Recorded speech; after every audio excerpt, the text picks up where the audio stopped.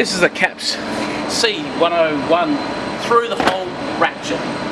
As you can see, it's actually got a hole in the head, so we can take sockets with a hole in it to actually thread a rod.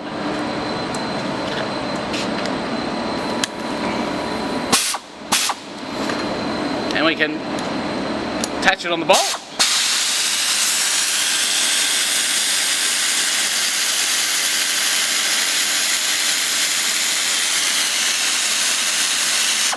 And to reverse it, just change the head over.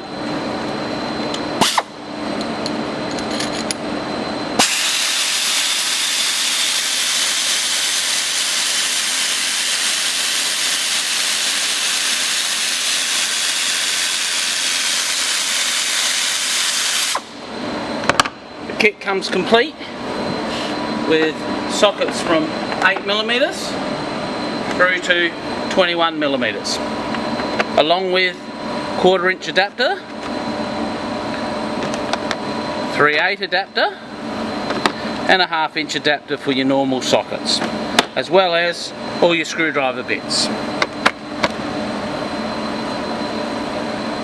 CAPS C101 through the hole ratchet.